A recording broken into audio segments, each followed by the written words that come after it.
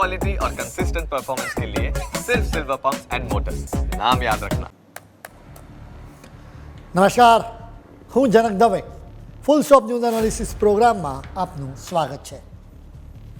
તમને અસર કરતા સમાચારનું અમે સરળ ભાષામાં સચોટ રીતે કરીશું જણાવવા. આ એનાલિસિસ 360 ડિગ્રી હશે, જેનાથી મહત્ત્વના મુદ્દાઓને લગતા દરેક સવાલ પર હવે પછી મુકાશે ફૂલ સ્ટોપ. આજે અમે અમેરિકાના એક જોખમી ખેલ વિશે વાત કરીશું.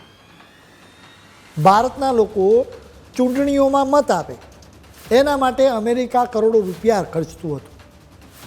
હવે સ્વાભાવિક રીતે તમને સવાલ થાય કે ભારતની ચૂંટણીમાં ભારતીય લોકો વોટ આપે અને એના માટે અમેરિકા શા માટે રૂપિયા ખર્ચે?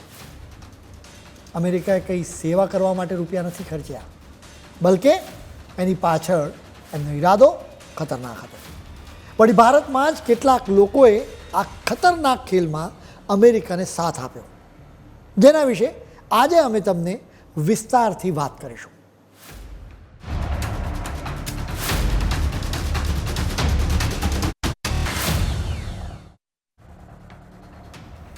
અમેરિકા પોતાની જાતને જગત જમાદાર સમજે છે. ભારતની બાબતોમાં કદાચ કારણ વિના માથું મારવાની એની આદત લાંબા સમયથી રહી છે, એ તમે એ જાણો છો. જોકે હવે નવી માહિતી સામે આવી છે કે પીએમ મોદીને હરાવવા માટે અમેરિકા તરફથી કેટલો ખર્ચ કરવામાં આવ્યો હતો. ડોનાલ્ડ ટ્રમ્પ અમેરિકાના પ્રેસિડેન્ટ બન્યા હોવાના કારણે આવી માહિતી બહાર આવી શકી છે. તમને ખ્યાલ જ હશે કે ટ્રમ્પે ટેસ્લાના સીઈઓ એલોન મસ્કને એક સરકારી વિભાગ સોંપ્યો છે. આ સરકારી વિભાગે ટ્રમ્પના રાજમાં બીજા વિભાગોની કાર્યદક્ષતા ચકાસવાનું કામ સોંપ્યું હતું. હવે આ વિભાગે શનિવારે એક ખાસ જાહેરાત કરી, જેની ભારતમાં ખૂબ ચર્ચા થઈ રહી છે. મસ્કના વિભાગે જાહેરાત કરી હતી કે ભારત માટે $2.10 કરોડ એટલે કે 182.18 કરોડ રૂપિયા ફંડ કેન્સલ કરી દીધું. એ ખરેખર ગુડ ન્યૂઝ છે. હવે સ્વાભાવિક રીતે તમને સવાલ થાય કે અમેરિકામાંથી ભારતમાં કરોડો રૂપિયા આવવાના બંધ થાય તો કેવી રીતે ગુડ ન્યૂઝ હોઈ શકે? હકીકતમાં કાગળ પર તો ભારતમાં મતદાન વધારવા માટે આટલા રૂપિયા ખર્ચવાની વાત કહેવામાં આવી હતી. સચ્ચાઈ એ છે કે ભારતમાં મતદાન વધારવા માટે નહીં, પરંતુ પીએમ મોદીને હરાવવા માટે રૂપિયા ખર્ચવામાં આવવાના હતા.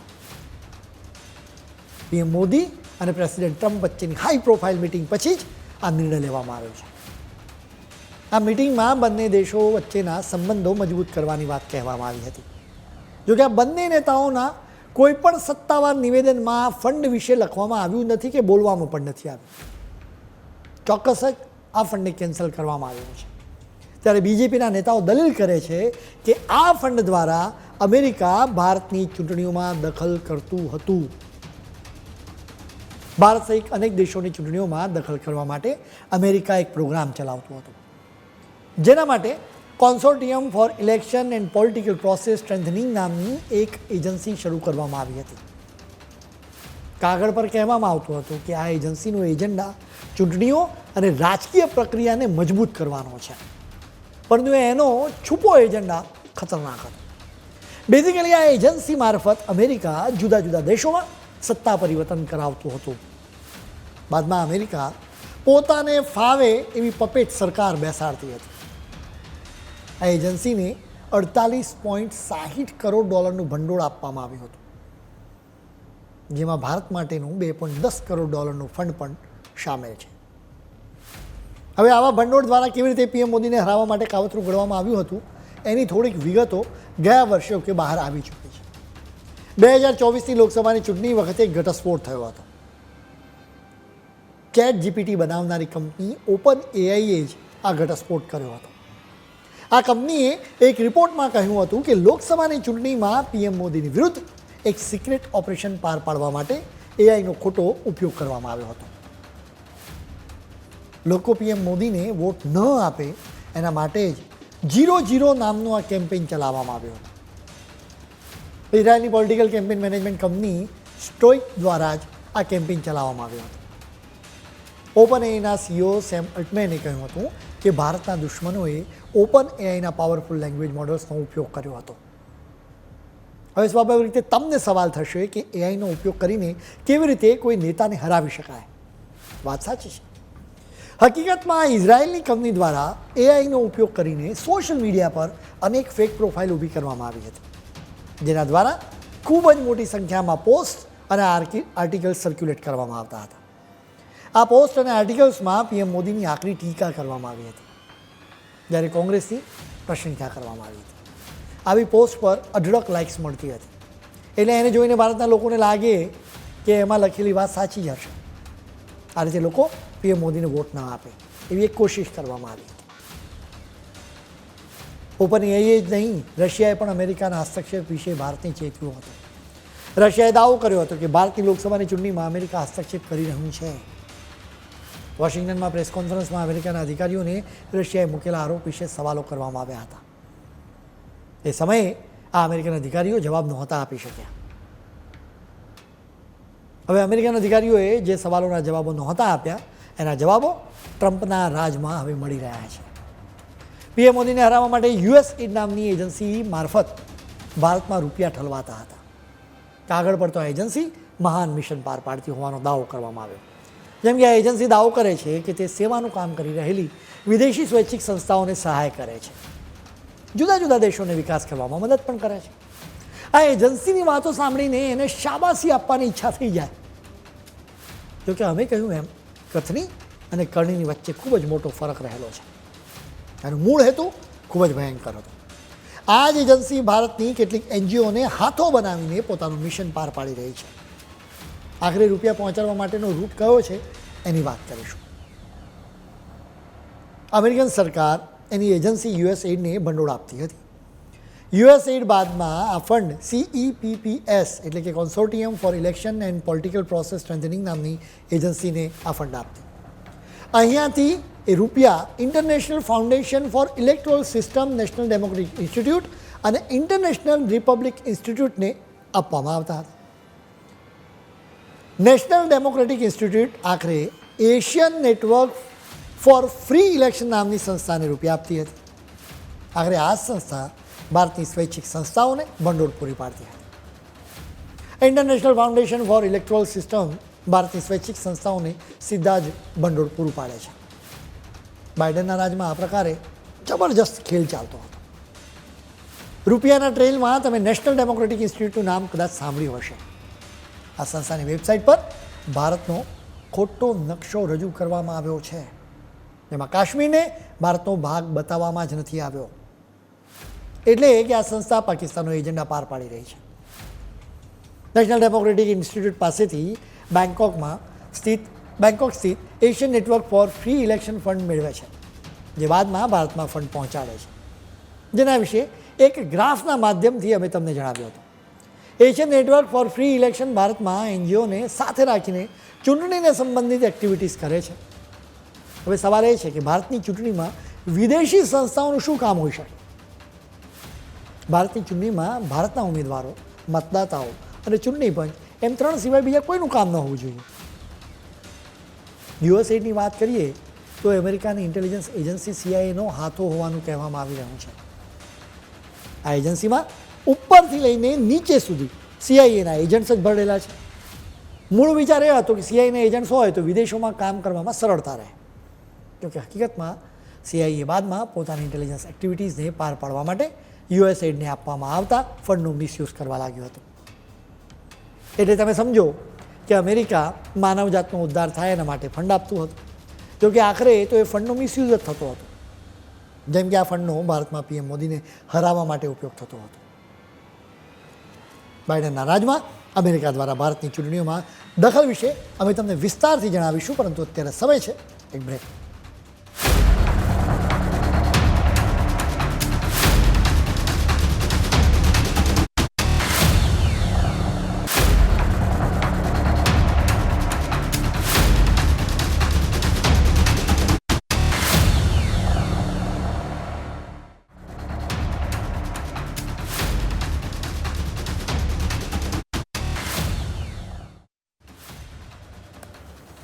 બ્રેક બાદ આપનું સ્વાગત છે.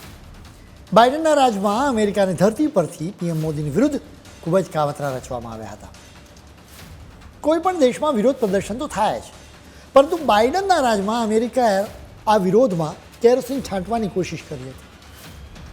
ખેડૂતોનું આંદોલન એનું શ્રેષ્ઠ ઉદાહરણ છે. આ આંદોલનમાં અમેરિકા પાસેથી ભંડોળ મેળવનારી સ્વૈચ્છિક સંસ્થાઓની ભૂમિકાની તપાસ થવી જોઈએ. ભારતે પરેશાન કરવા માટે જ ખાલિસ્તાનના હરદીપસિંહ નિજ્જરની હત્યામાં ભારત સરકારની સંડોવણી હોવાનો આરોપ મૂકવામાં આવ્યો હતો. હવે સવાલ એ છે કે બાઇડન સરકારની પીએમ મોદી સરકાર સામે આટલી નફરત કેમ હતી? આખો ખેલ ડીપ સ્ટેટનો છે, જેમાં અમેરિકાની ઇન્ટેલિજન્સ એજન્સીઓ, CIA અને FBI અધિકારીઓ, બિઝનેસમેન, નેતાઓ, મિલિટરી અધિકારીઓ સામેલ છે. આ જ ડીપ સ્ટેટમાં અમેરિકન ટેક કંપનીઓ પણ સામેલ છે. હવે ટેક કંપનીઓ વિરુદ્ધ ભારતે આકરા પગલાં લીધા છે. જેમ કે ભારતે ગૂગલને મસ્ત મોટો દંડ ફટકાર્યો છે. એટલું નહીં, ફેસબુક, ઇન્સ્ટાગ્રામ, એક્સ અને વોટ્સએપ જેવા સોશિયલ મીડિયાને હેન્ડલ કરનારી કંપનીઓને નિયમોનું પાલન કરવાનો આદેશ આપ્યો છે. આ તમામ ટેક અને સોશિયલ મીડિયા કંપનીઓ અમેરિકન છે. હવે તેમની વિરુદ્ધ જ્યારે પણ ભારત સરકાર પગલાં લે એટલે અમેરિકાની ધરતી પરથી પીએમ મોદીની સરકારની વિરુદ્ધમાં કાવતરું રચવામાં આવે. આ જ ડીપ સ્ટેટે બાંગ્લાદેશને સહિત અનેક દેશોમાં સરકારો બની નાખી છે. આપણા ભારતમાં પણ એવી જ કોશિશ થઈ હતી, જેના માટે ભારતની ચૂંટણીમાં દખલ કરવાની અમેરિકા સતત કોશિશ કરી રહ્યું છે. મહાસત્તાઓ બીજા દેશોની ચૂંટણીઓમાં દખલ કરતી હોવાની વાત નવી નથી. ભૂતકાળમાં સોવિયત યુનિયન CPI અને CPM પાસેથી પોતાનો એજન્ડા પાર પડાવતું હતું. કોંગ્રેસના કેટલાક નેતાઓને સોવિયત યુનિયને રૂપિયા આપ્યા હોવાનો પણ આરોપ મૂકવામાં આવ્યો હતો. સોવિયત યુનિયન સિવાય અમેરિકાની એજન્સી CIA અને બ્રિટન પણ ભારતની ચૂંટણીઓમાં દખલ કરે છે. જોકે હવે NGOના હાથો બનાવીને દેશમાં અરાજકતા ફેલાવીને સત્તા પરિવર્તન કરવા માટે કોશિશ કરવામાં આવે છે. અમેરિકાનો આ ખેલ ખૂબ જ ભયાનક છે. એ સિવાય વિદેશી તાકાતો અત્યારના સમય મીડિયા અને સોશિયલ મીડિયાનો પણ ભરપૂર ઉપયોગ કરે છે. એક સૌથી મોટો ફરક એ છે કે આ સંસ્થાઓ 2029ની ચૂંટણી માટે 2024માં તૈયારી શરૂ કરી દે. એટલે કે કોંગ્રેસ અને બીજા પક્ષો ભલે છેલ્લી ઘડીએ ઇન્ડિયા ગઠબંધન બનાવે, જોકે એના કરતાં પણ અમેરિકન એજન્સીઓ ખૂબ જ સંકલન કરીને એડવાન્સમાં જ તૈયારીઓ શરૂ કરી દેતી હોય છે. હવે આ એજન્સીઓ કેવી રીતે તૈયારીઓ કરે છે એ પણ સમજવા જેવું છે. સૌથી પહેલાં તો ન્યૂયોર્ક ટાઈમ્સ કે વોશિંગ્ટન પોસ્ટ જેવા અમેરિકન અખબારો કે ન્યૂઝ ચેનલ્સમાં ભારતની વિરુદ્ધમાં ખોટો પ્રચાર કરવા માટે રિપોર્ટ પબ્લિશ કરવામાં આવે. આ લોકો સારી રીતે જાણે છે કે આ અમેરિકન મીડિયામાં ભારતની વિરુદ્ધ કોઈ રિપોર્ટ આવશે એટલે ભારતનું મીડિયા એને પબ્લિશ કરશે. જેના માટે ભારતના કેટલાક પત્રકારો, યુટ્યુબર્સ અને ઇન્ફ્લુએન્સર્સને અમેરિકા તરફથી રૂપિયા પહોંચાડવામાં આવે. મીડિયા અને સોશિયલ મીડિયા પર પ્રચાર કરવા સિવાય અમેરિકા બીજા એક રીતે પણ મોટો એક એજન્ડા ચલાવે છે. ભારતમાં BJPનો વિરોધ કરનારી પાર્ટીઓના નેતાઓનો સાથ મેળવવામાં આવે છે. આવા નેતાઓની સાથે અમેરિકન ડિપ્લોમેટ્સ મુલાકાત કરે અને સાથે બેસીને PM મોદીની વિરુદ્ધ રણનીતિ કાઢે. અમેરિકાના ડિપ્લોમેટ્સને કંઈ પણ સત્તાવાર કામ હોય તો સરકારને મળવું પડે, પરંતુ આ તો સત્તાની બહાર રહેલી પાર્ટીઓની સાથે ડિપ્લોમસી કરે. એટલે જ કંઈક તો લોચો છે. જેમ કે જમ્મુ કાશ્મીરની વિધાનસભાની ચૂંટણી પહેલાં અમેરિકાના ડિપ્લોમેટ્સ નેશનલ કોન્ફરન્સના નેતાઓને મળ્યા હતા. શ્રીનગરમાં મિટિંગ મળી હતી. ગયા વર્ષે ઓગસ્ટમાં અમેરિકાના ડિપ્લોમેટ્સ અનેક નેતાઓને બંધ બહારને મળ્યા હતા. હૈદરાબાદમાં અમેરિકન ડિપ્લોમેટ્સ જેનિફર લાર્સન, AIMIMના ચીફ અસદુદ્દીન ઓવૈસીને મળ્યા હતા. એટલું જ નહીં, આ ડિપ્લોમેટ આંધ્રપ્રદેશના મુખ્યમંત્રી ચંદ્રબાબુ નાયડુને પણ મળ્યા હતા. જેના પછી તેઓ તેલંગાણાના મુખ્યમંત્રી રેવંત રેડ્ડીને પણ મળ્યા હતા. આ મુલાકાતોથી આશંકા વ્યક્ત કરવામાં આવી હતી કે ભારતની આંતરિક બાબતોમાં અમેરિકા દખલ કરી રહ્યું છે. આ તમામ મુલાકાતો ડીપ સ્ટેટ અને જ્યોર્જ સોરોસના એજન્ડાનો ભાગ હોવાની પણ શક્યતાઓ છે. આખા કાંડમાં સૌથી મોટો વિલન જ્યોર્જ સોરોસ છે. સોરોસે અનેક વખત જાહેરમાં PM મોદી અને ભારતની વિરુદ્ધ ઝેર ઓક્યું છે. 2019માં PM મોદી બીજી વખત ચૂંટાયા એ પછી તરત જ સોરોસે તેમની વિરુદ્ધ કેમ્પેન શરૂ કર્યું હતું. સોરોસ PM મોદીને ટાર્ગેટ કરવા માટે અદાણીનું નામ પણ લેતા રહ્યા હતા. એટલું જ નહીં, ભારતમાં મુસલમાનો પર અત્યાચારો કરવામાં આવતા હોવાનો ખોટો આરોપ પણ મૂક્યો હતો. હવે આ આખી ગેંગની સાથે કોંગ્રેસના કનેક્શન પણ સામે આવ્યા છે. એટલા માટે જ કોંગ્રેસને જીતાડવા માટે અમેરિકામાંથી રૂપિયાનો ધોધ વહાવવામાં આવ્યો. અમે તમે ગ્રાફિક્સના માધ્યમથી બતાવ્યું હતું કે કેવી રીતે અમેરિકામાંથી ભારતમાં રૂપિયા ઠલવાઈ રહ્યા છે. જેમાં અમે એક નામ ઇન્ટરનેશનલ ફાઉન્ડેશન ફોર ઇલેક્ટોરલ સિસ્ટમ્સનું લીધું હતું. હવે આઘાતજનક વાત એ છે કે આ સંસ્થાએ ભારતીય ચૂંટણી પંચની સાથે 2012માં સમજૂતી કરાર કર્યા હતા.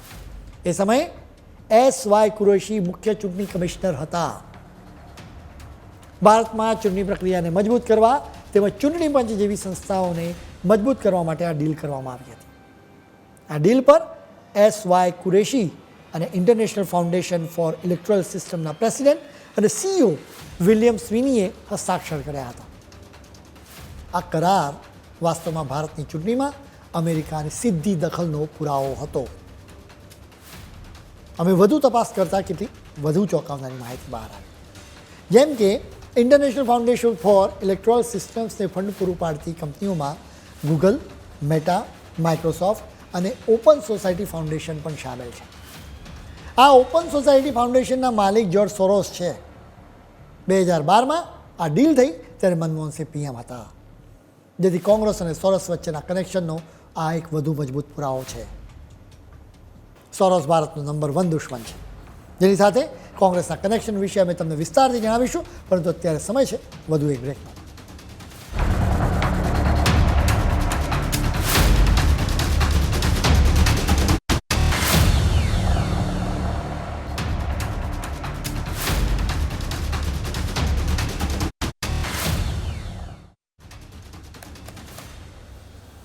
બ્રેક બાદ આપનું ફરી સ્વાગત છે. બાઇડનના રાજમાં અમેરિકાએ ભારતની ચૂંટણીમાં સિસ્ટમેટિક રીતે હસ્તક્ષેપ કર્યો હતો. માત્ર ને માત્ર કોંગ્રેસને ફાયદો પહોંચાડવાનો ઈરાદો હતો. આવા પ્રયાસો વિશે બીજેપીના નેતા સુધાंशु ત્રિવેદી શું કહી રહ્યા છે એ તમે સાંભળો. 2020 में आप याद करिए, जब अमेरिका में चुनावी प्रक्रिया को लेकर अनेक प्रकार के प्रश्न उठे थे तो भारत की चुनावी प्रक्रिया की तारीफ की गई थी कि जो इलेक्शन वोटर सिस्टम हमारे यहां है, वोटर आईडी कार्ड वाला, वो उनके यहां होना चाहिए.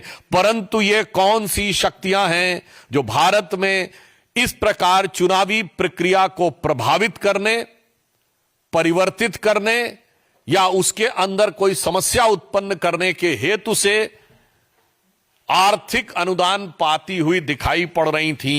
ये बहुत गहरा संदेह हमारे मन में उत्पन्न होता है. यानी बहुत साफ है कि सोरस की सुर, अंकल सैम के सुर और उसके बाद जो कुछ यहां कांग्रेस बोलती है वो साफ नजर आता है. સુધાંશુ ત્રિવેદીએ સવાલ કર્યો કે કઈ શક્તિએ ભારતની ચૂંટણી પ્રક્રિયાને પ્રભાવિત કરવા માટે ગ્રાન્ટ્સ મેળવી છે. Consortium for election and political process strengthening નામની એક એજન્સીએ આ ગ્રાન્ટ આપી હોવાનો ખુલાસો થયો છે. આ સંસ્થાની વેબસાઇટમાં તો દાવો કરવામાં આવ્યો છે કે એ લોકતાંત્રિક વ્યવસ્થાને મજબૂત કરવા માટે કામ કરે છે. જોકે હકીકતમાં એજન્સી ડીપ સ્ટેટ તેમજ સોરોસ એન્ડ કંપનીનો એજન્ડા ચલાવતી હતી. હવે ટ્રમ્પ અને મસ્કની જોડીના કારણે આ આખી ગેંગનો પર્દાફાશ થઈ રહ્યો છે. હવે વધુને વધુ લોકો બાઇડનના કાળા કારનામા વિશે જાહેરમાં બોલી રહ્યા છે. જેમ કે અમેરિકાના વિદેશ વિભાગના ભૂતપૂર્વ અધિકારી માઇક બેન્ઝે આરોપ મૂક્યો છે કે ભારત અને બાંગ્લાદેશ સહિત અનેક દેશોના આંતરિક રાજકારણમાં અમેરિકાએ દખલ કરી છે. કેવી રીતે દખલ કરવામાં આવી છે એની પણ વિગતો તેમણે આપી છે. જેમ કે મીડિયા અને સોશિયલ મીડિયાનો ઉપયોગ કરવામાં આવે છે. વિરોધ પક્ષોને ભરપૂર રૂપિયા આપીને તેમને શક્તિશાળી બનાવવામાં આવે છે. એટલે જ હવે સવાલ થાય કે શું કોંગ્રેસને પણ અમેરિકા તરફથી ફંડ મળતું હતું. બેન્ઝે પીએમ મોદી વિરુદ્ધના ભયાનક કાવતરા વિશે પણ જણાવ્યું હતું. તેમણે ઘટસ્ફોટ કર્યો હતો કે અમેરિકાના વિદેશી નીતિ ઘડનારાઓ અને યુએસએડીના જ નહીં પરંતુ ગૂગલ અને મેટા જેવી ટેકનોલોજી કંપનીઓ પણ આ કાવતરામાં સામેલ હતી. આ લોકોએ મળીને સોશિયલ મીડિયા પર કન્ટેન્ટમાં છેડછાડ કરી હતી. 2019ની લોકસભાની ચૂંટણી વખતે આવા પ્રયાસો કરવામાં આવ્યા હતા. કન્ટેન્ટની સાથે છેડછાડ એટલે કે પીએમ મોદી અને બીજેપી વિશે ઘસાતું લખવામાં આવ્યું હોય એવા કન્ટેન્ટને જ પ્રમોટ કરવામાં આવ્યું હતું. બીજી તરફ પીએમ મોદીની તરફેણવાળા કન્ટેન્ટને ડાઉન કરી દેવામાં આવ્યું. આ લોકોએ સાથે મળીને એક જુઠ્ઠાણું ચલાવવાનો પ્રયાસ કર્યો હતો. આ જુઠ્ઠાણું એ હતું કે પીએમ મોદીની રાજકીય સફળતાનો સિક્રેટ ખોટો પ્રચાર છે. બેન્ચ મુજબ તો જુઠ્ઠાણા અમેરિકા ફેલાવતું હતું, પરંતુ આ અમેરિકન ગેંગ પીએમ મોદીના સપોર્ટર્સને જુઠ્ઠાણા ફેલાવનાર તરીકે રજૂ કરતી હતી, જેથી એનો સામનો કરવાના નામે ભારતની આંતરિક બાબતોમાં હસ્તક્ષેપ કરી શકાય. બેન્ઝે એવો પણ દાવો કર્યો હતો કે ઇન્ટરનેશનલ મીડિયા અને ડિજિટલ ફોરેન્સિક ગ્રુપ પાસેથી આ ગેંગે ભારત વિશે ખોટા રિપોર્ટ્સ તૈયાર કરાવડાવ્યા. આ રિપોર્ટ્સમાં લખવામાં આવ્યું હતું કે ભારતમાં જુઠ્ઠાણાની ભરમાર ચાલી રહી છે, જાણે કે તમામ હરિશ્ચંદ્ર અમેરિકામાં જઈને બેઠા છે. આ રીતે સોશિયલ મીડિયા પર પીએમ મોદીની તરફેણમાં ચાલી રહેલી લહેરને શમાવી દેવા માટે પ્રયાસો કરવામાં આવ્યા હતા. બેન્ઝે એવો પણ દાવો કર્યો હતો કે અમેરિકાના વિદેશ વિભાગે ફેસબુક, વોટ્સએપ, યુટ્યુબ અને એક્સ પર ખૂબ જ પ્રેશર કર્યું હતું. આ તમામ પ્લેટફોર્મ્સ ચલાવતી કંપનીઓને એક જ આદેશ આપવામાં આવ્યો હતો કે પીએમ મોદીની તરફેણમાં કન્ટેન્ટ હોય તો એને કંટ્રોલ કરો, એટલે ઓછું ચલાવો.